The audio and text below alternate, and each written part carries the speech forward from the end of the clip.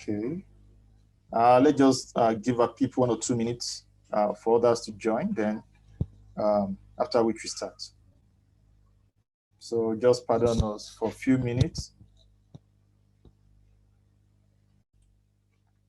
I will go through what we have today. So we should be spending maximum 35-40 minutes. Then we can brainstorm and discuss if there are people that have other things to add, or if there are questions. Then we can look at we can look at all of those. So I'll be going through the slides now. Oh, okay. Practical steps to secure your website. Okay. One moment, please. Let me turn on my video. All right. So the agenda for today, we cover the following. We have introduction to security, in as much as you all know what security is all about. We want to just take a look at what security is.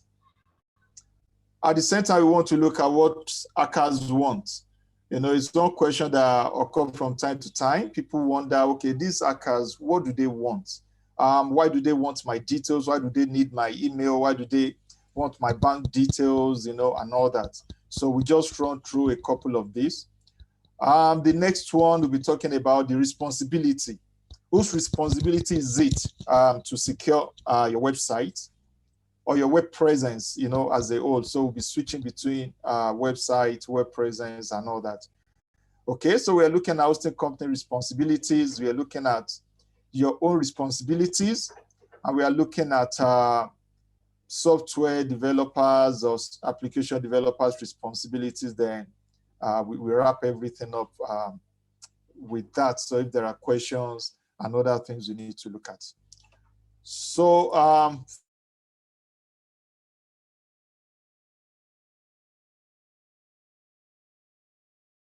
first of all here, so what is, in this case, we are talking about IT security. So apologies for that.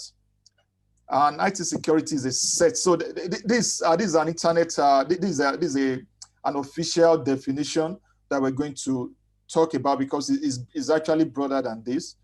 IT security is a set of cybersecurity strategies that prevent unauthorized access to organization assets, such as computers, networks, and data. So the emphasis here is on that prevents unauthorized access.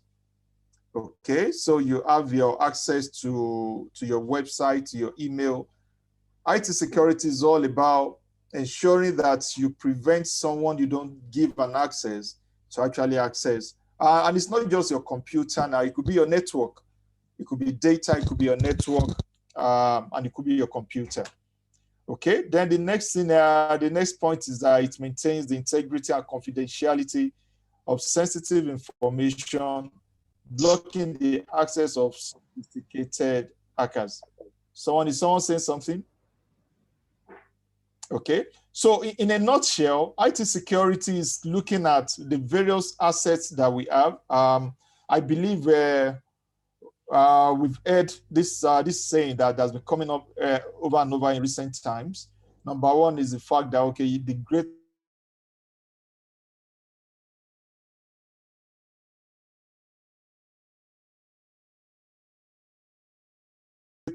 asset any organization have is the people. Next the next asset that we have now. So we're looking at our asset, computers and network and our data. So how do we prevent them? It's been said before that if you want, and one thing I also like to state here is the fact that there's no 100% safe or secure system. So far, one is on the internet. Everyone is exposed. However, to what extent do we go to ensure that these bad guys, they don't have access to any one of our resources? So I believe as we proceed, we'll be looking more into this. Okay, then the next point I have here is, okay, what do hackers want? This list we have here is not exhaustive. It's just for us to have an understanding of what these guys are looking at, you know, sometimes. Okay, so the first thing an hacker will want to do is to hijack your username and your passwords to sensitive applications, even to some applications to you that you consider not so sensitive. There's sometimes that you have some hackers that what they're looking at is to destroy the reputational image of an organization, of an individual as well. So the first point we have here is they want to hijack your usernames and your password. And you agree with me, for almost everything we have on the internet today, if somebody has access to your username and your password, they can do and undo anything. They can have access to your bank details. They can have access to your personal details, to all sorts of things, depending on the level of data and information you have stored on the application that is exposed. Then they may want to just use your domain to send spam emails. So this is something that has been happening in recent times, especially for people that use WordPress framework. Okay, so one of the things they want to do is, they want to use your email, because ICANN is one of the organization registered association that registered .com domains and some other domains. And every domain registrar has a rule that you cannot use your domain to send spam emails, to send phishing emails, and a couple of other things. So as far as that is concerned, the hackers will look for good domains that are easily exploitable. So they try to exploit the email. So from that domain, they'll be sending out all sorts of spam emails to defraud people, to trick them into providing their personal details and a couple of other things. Then the next one's talking about stealing. They want to steal your money. They want to have access to your bank details. They want to have access to your credit details. They want to do anything possible to steal as much as they can. Then the next one I talked about here is they may actually want to ruin your business reputation.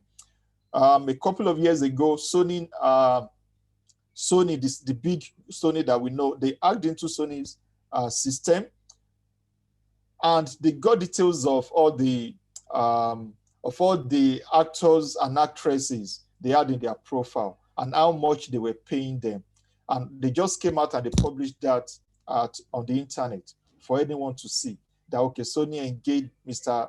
ABC, and this is how much Sony paid them, and these are the social security number and a couple of other things. So they just wanted, in that case, they were looking more into damaging the reputations of Sony, and it actually took Sony a while before they recovered from that. Then the next one is to make purchases. There are some of them that, okay, the moment they have access to your details, they have access to your banking details, your maybe Stripe details or PayPal, then they just start making all sorts of purchases that are never yours. Then they may want to add themselves or an alias that they control as an authorized user. So sometimes they come to disguise. Okay, so they have access to your domain, to your website, to your application. Then the next thing they're looking at is, okay, to create a new user and make that user to be an authorized, an admin user on either your application or your website, depending on what it is you have on the internet. Then they may also want to sell your information to other parties. We use it for illicit or illegal purposes. On the internet, there is a dark world that we've been talking about. CBN governor was talking about cryptocurrency and how they are trading, how they are using it to trade in the dark world. So the dark world is a part of the internet where they sell people's details. There was even a rumor at the time that people's NIN details are being sold on, in the black market. I mean, in the dark world, that people want to have access to this, then they can go there. So that may be the motive. So the motives, they differ, and it really depends on who is involved. Okay, let me quickly move on to the next one. So we're looking at whose responsibilities. Okay, and just like you have this small girl here is asking, is it me?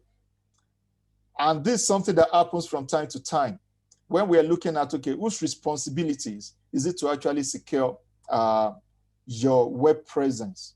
Okay, and you can see this chain here, and the chain is strong all over the place, but then just by this red by this point, the heavy chain is linked by a clip. Like the saying that we all know, a chain breaks at its weakest point. So it's all like a chain. And everything these guys, the bad guys, the hackers, they are looking for is they're always there exploring different components, different sections of the chain to say that, okay, let me try this place. If it doesn't work here, I go to the next one. I go to the next one. And if they can't find any weak point at any point in time, then they throw it away that this one is too difficult for us. However, if they get to some places, because sometimes they may just come out to try to do what they call brute force attack. Just try different username and passwords. And voila, sometimes if you don't use complex passwords, then it becomes so easy for them. So that's one of the easiest things for these guys to do. So whose responsibilities is it for your, in terms of your website security? And it's everybody's responsibility. All the parties involved have one role or the other to play. Your hosting companies, they have a role to play. Your developers have a role to play. You, the business owner, you also have a role to play. And these are some of the various things we're looking at today. So what do we need to do? What do we need to know? You want to engage a developer to develop either your website or your application for you that will be on the internet. You want to know one or two things that on that basis, when you engage them, you are speaking from security point of view. Even the hosting companies also, you want to be sure the hosting company you're engaging is the one that takes security seriously. Okay. So we are still looking at whose responsibility, and we can see this door we have here. This door is locked by all sorts of sophisticated locks. You have the digital device here, you have padlocks, you have keys, you have all sorts of things. Then only for the owner of the house to forget to lock the window. So the presence of sophisticated locks is not the problem why the owner of this apartment is going to have a problem, but the fact that right from the inside, the owner actually opened the window by himself and he forgot to lock it as he was going out. And he used all the sophisticated equipments in this life to secure it. So whose responsibility? In as much as it's necessary, we go back to this padlock, we use all sorts of things to lock our domains and our websites and applications. At the same time, we want to be sure that we are not leaving anything that may not look like a sophisticated equipment or sophisticated technology. We are not leaving anything to chance. Okay, so from the hosting company, we are looking at hosting company responsibilities, for example. So these are the things we expect to have at any point in time. You want to ensure that your hosting company has firewall installations. They have antivirus software that scans the system from time to time. You want to ensure that the port number for the SSH is one of the protocols to access your server from the back. You want to be sure that the default numbers are changed, and therefore making it difficult for anybody that wants to come in through the back door to find it difficult. Then by updating the version of your SSH. One of the things we have noticed in the past, one of my colleagues is also here, Cletus Okolia. It will come in when I'm done with this, with the rundown of these slides, to chip in one or two things. So one of the things we've encountered is the fact that more often than not, people don't get to update their software versions. People that create this software so many times, they keep on coming up with new versions, new patches, new development. When they discover one security loophole somewhere, they come up with a better one. However, some of us, we for whatever reason, forget to actually update. So we need to be sure that some of these things are updated. So these are some of the things that we expect the hosting companies to have. Okay. Then in terms of your own responsibilities, okay, we have a couple of things there. You must have antivirus, not just on your site now, but we're talking of on your system, on your computer. Your antivirus must be there and it must be up to date. You must create strong passwords always. I cannot overemphasize this point. So many of us just use our names, we use our children's names, date of birth, we use password, we use all sorts of funny things that makes it so easy for anyone to guess. So there's need for us to actually create strong passwords. And it's been advised more than none that we should never write down the password, because these are different things we do that creates room for bad guys to actually have a way to come in. Then to disable anonymous FTP. So by default, when some accounts are created on the server for our website hosting, anonymous FTP is enabled. Although at Phenhost that is not done, but then you need to be sure that the anonymous FTP is disabled. The next one is to implement SSL certificate. This also cannot be overemphasized. And one thing SSL certificate does for us, it encrypts the information between yourself and the server. It makes sure that nobody, a man in the middle, someone cannot just intercept the message you are sending to the server and begin to read it. So it becomes difficult for that to happen. So that's one of the major things we need to ensure that we do. In fact, for every application, for every website or anything we have on the internet, then we must ensure really that we have SSL certificates implemented. Then the last one I have here is talking about two-factor authentication. The strongest authentication in the world today is still a three-factor: what you know, what you have, and who you are. So this one is talking about, instead of just username and password, that's one-factor authentication. Then we need to add the second level to it, which can be easily implemented by so many frameworks, but sometimes you don't just get to do these things. For example, you want to log in, you provided your username and password. A code can either be sent to your phone or to your email. So that second level makes it difficult for somebody that wants to use a bot or a script to access your website or your application. Okay, then it continues. You must keep your password safe. You must change your passwords regularly, and you remember strong passwords. Then you must always have a backup. Backup your website, backup your application.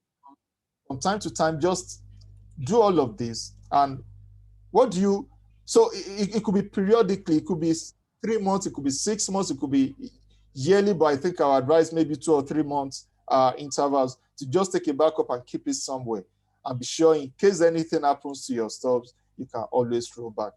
Then pay attention to security notifications. For example, someone received an email that says that your email address has been changed to a particular application. That kind of a notification is something one needs to take seriously. It's not something you say, oh, maybe it's not for me. You want to, because if you did not change your email, that means it could actually be somebody, at the corner trying to gain access to your application or your website or steal something from you. Then the last one, pay attention to your computer security. Don't just log into your computer and put it somewhere. You are not at home, you are working somewhere, then you just leave it open, even while you're in the office.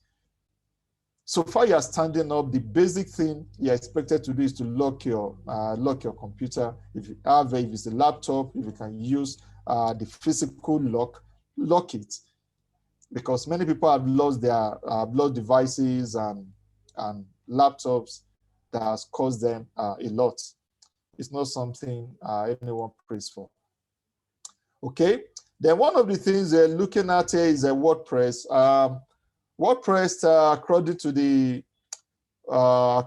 to statistics, holds about 70% or thereabout of all websites we have on the internet. So it's easy to use, and it comes with a lot. It's robust. It comes with a lot of things. So at the same time, we just dedicate this to talk basically about WordPress website and some of the things we need to pay attention to.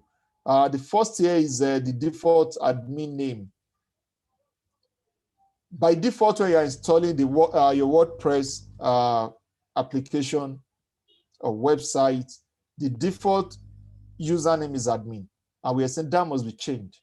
Because if someone wants to hack into your website, your WordPress website, so the first thing he puts there is admin, and he tries to put maybe a weak password or tries to generate a password. So the guy already knows the username, then his only password is trying to guess, okay?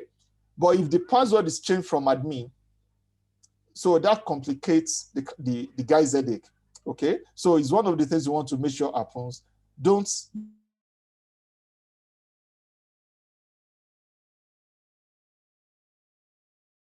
use admin, and even if you're using it now, still be in use now, it can actually be changed to from admin. Then strong password, we have mentioned this before. We cannot overemphasize having a strong password.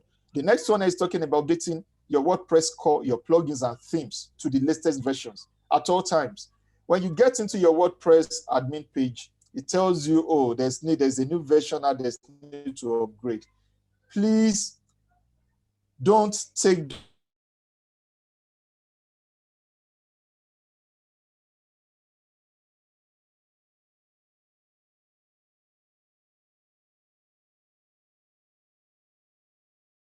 those notices for granted.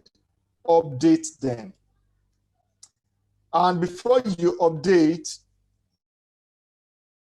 to take a backup, there are guides on how to do all of this.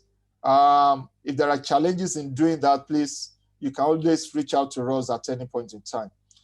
Then there's a setting on WordPress that talks about user registration. So it's important, if your website will not need external users to maybe to register for a service or something, you want to disable this. You don't want to have users registering on your system unless you truly need it. Then the next one is talking about comments. There are, WordPress was built for blogging, so there's comment functionality for everything you post and all that. So there's need to implement what we call capture security. It's easier these days to deploy, so that when somebody wants to post a comment, there's a code or something that comes on that to say that, oh, can you type this code you can see. That limits and sends a lot of bots away from having access or posting some funny things to your, on your website. Okay. Then the last part is this file. We need to, I think this should be talking more to the developers now on how to use this .htaccess file to further protect your website. And one of the things this can do easily is a directory listing. It's essential that your directory your directory should not be visible. I mean, the content of your site should not be visible if somebody just wants to access the directory list. So that has to be disabled. But this file one needs to take extra care, because it can actually destabilize and destroy, scatter everything you have on your website. Okay, so I've been talking for a while now, and my name is Stephen once again from Phenhost, and these are a couple of things we do. We are into hosting and domain name registration, website development, mobile app development, business improvement, and consultations. So let me take a break now, and I don't know if Cletus is still here. If you want to say one or two things about security, Cletus is been a friend and a colleague, and he has over 15 years working experience as a information security expert, IT security. So Cletus, please, you can unmute yourself.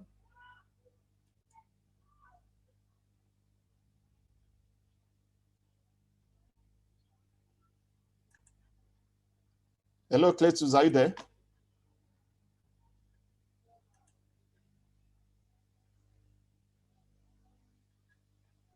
Oh, okay. I get it got dropped off. Okay, so I don't know if you have any contribution before I run through the other things we have. Questions, contributions, one or two things you want to say The floor is open. You can unmute yourself and ask your question and your contributions, or you can chat depending on the one you are comfortable with. Anyone, any question, please?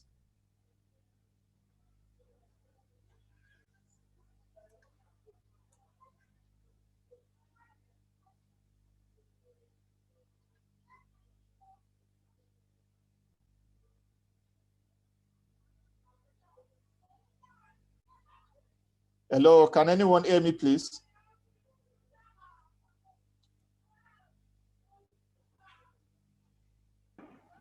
Yes, we can hear you. Okay, all right, thanks for that. Okay, so I don't know if you have any comment, any contribution, anyone?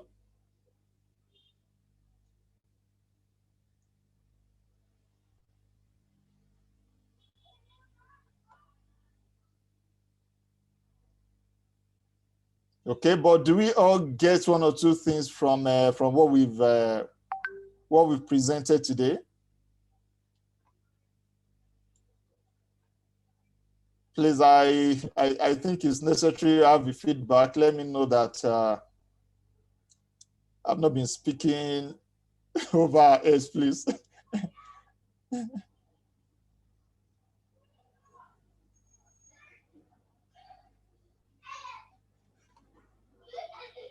Okay.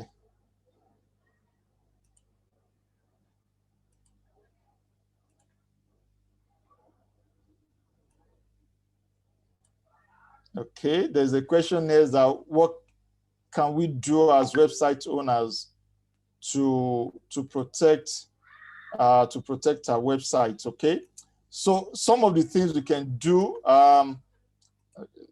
Let me share my screen again to go back to the part that speaks into that.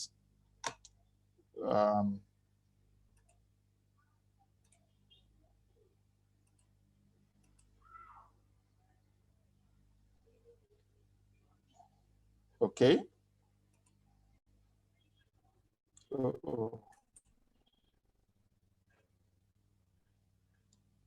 One moment, please.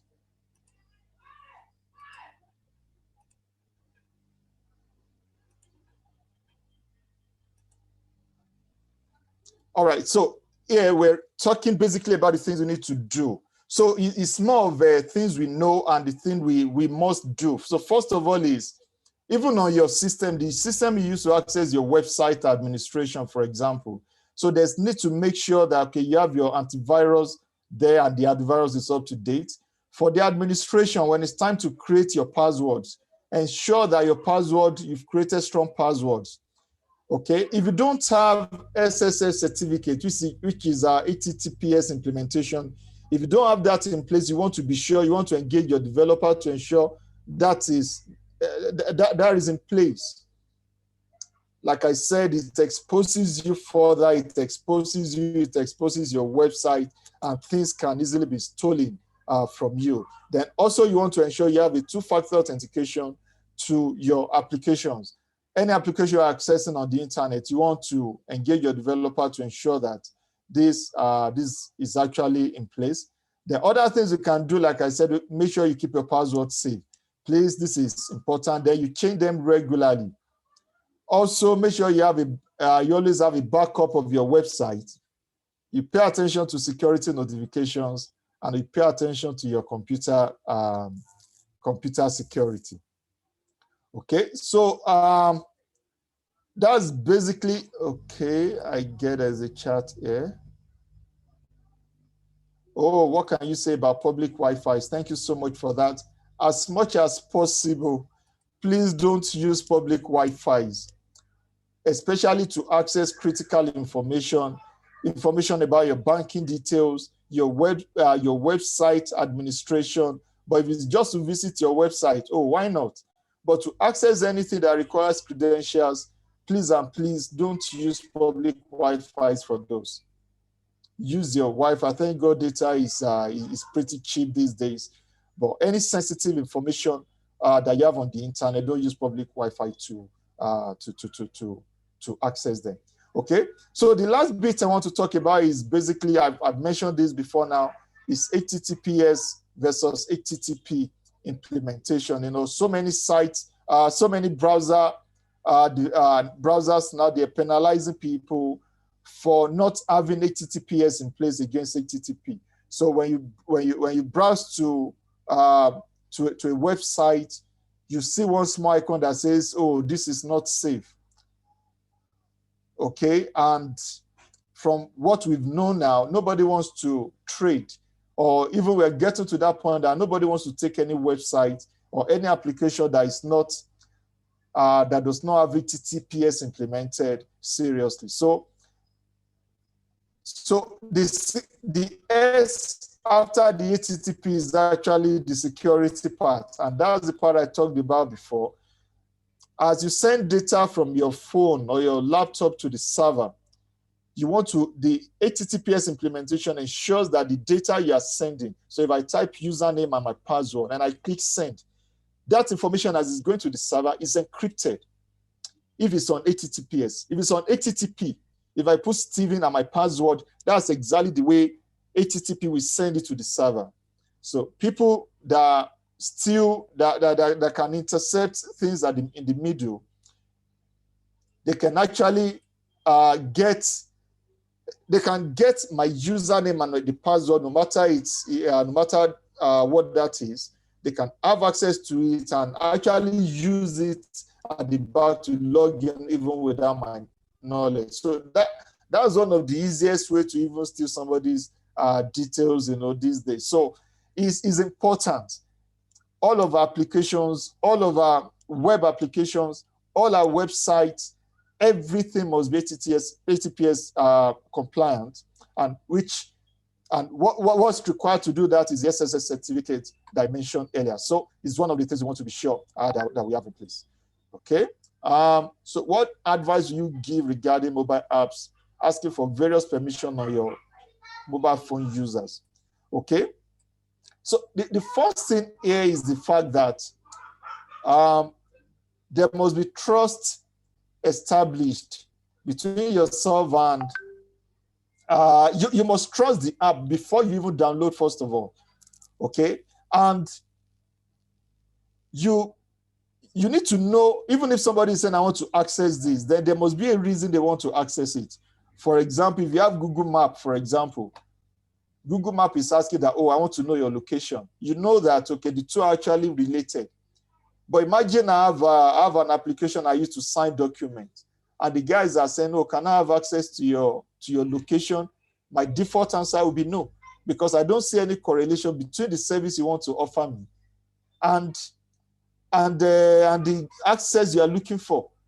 For example, if I have a document management app on my phone and they say, oh, can I have access to store details? Can I have access to your storage, to store files? Oh, easily I will grant. But if you say, oh, can I have access to your camera? Then I begin, the red flag will start coming up. So I think we need to get to that point that, okay, even when an app is saying, no, can I have access to this? It should be because it's actually necessary.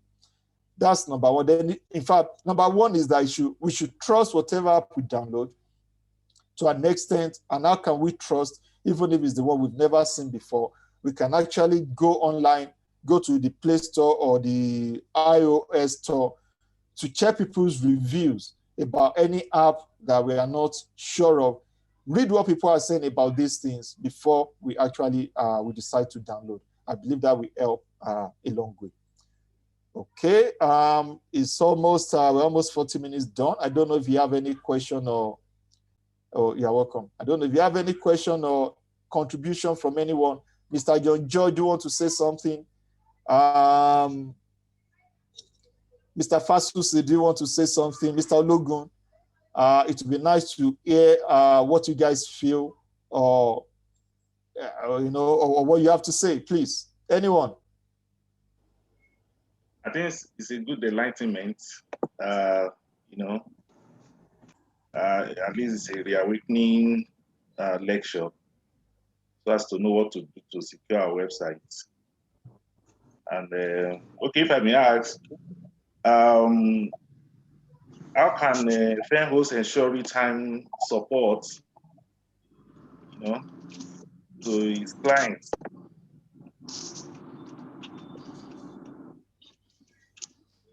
All right. Thanks so much. Really, the fastest way to actually get get close to real-time support, because we don't run 24/7, the closest is to actually log whatever issue we have on our platform. So once you log into the platform and log, we have multiple people that have access to that. So that's one of the fastest ways to get things resolved. Thank you so much, Mr. Logan. Okay. Okay. Thank you so much, everyone. I can see it's been an interesting session. Thank you, Mr. Femi, Mr. George. Thank you so much for your kind words. So thank you so much, everyone, for being part of this. We're actually in partnership with Brief 57, and there are a couple of things that will be coming up. Yes, it's Phenhost, a hosting company. Yes, Phenhost is a majorly hosting company, but there are other services that we also render as well. So there is, I don't know if Rosalind, you want to talk about the event, small business event on, I think, innovation that is coming up this next Saturday. I don't know if you want to quickly say one or two things about that.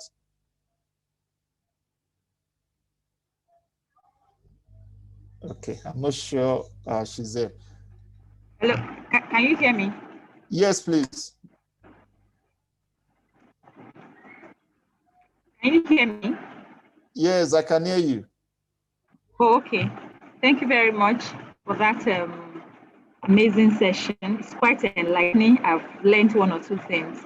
So we have this session that is coming up next week, Saturday, exactly by a week from now. And it's about, so we call it breakthrough and breakout. How small businesses can cite opportunities and how they can scale their businesses locally and globally. So we have 3 speakers that will be speaking into this. We have people that are from the global and from the local perspective. From the local perspective, we have Ms. Adjaso. Adia was the director of digital for Etisalat 99 Mobile, and she did that for quite a number of times. She was the CEO of Migo, and currently she's the CEO of Thrive Afrique. She's somebody that has seen it all, coming from different industries. So she will be one of the people that will be speaking at the event. We also have Ajit Paul. Ajit is a global digital transformation consultant. He speaks and he works with United Nations. He's worked with big organizations. With Stanford Seed is a consultant. So these are people that they are very exposed, and they are ready to speak to business people. And lastly, we have Goodly Shiwander. Goodly is he works with the New Zealand government, and what they do for the people in that country is they help them to bring their businesses to be established in the United States market, and his role is to make sure that happens. So they started doing that for African countries. So he's going to be talking about some of these things. What are some of the things we have to prepare if we want to scale our businesses globally? So we have these amazing speakers. The event is free. Is our own contribution in one way or the other. So we invite as many entrepreneurs, as many business people, come learn from these people. For people to register at the event, I can put the link the chat, but it's actually britain7.com/event. I'm going to put it here right away for anyone that is here that may be interested in joining. Thank you very much.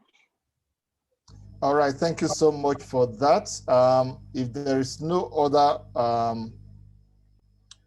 other contribution, I think that will be about all for now. We don't take this for granted at all. We appreciate your time. Thank you so much for taking out time to be here this morning, despite all our busy schedules. We appreciate that. Once again, my name is Stephen, and I appreciate each and every one of us. Thank you so much. Enjoy the rest of your day. Rose, I think there is a mistake in the link you sent. All right. Thank you so much, everyone. Bye-bye.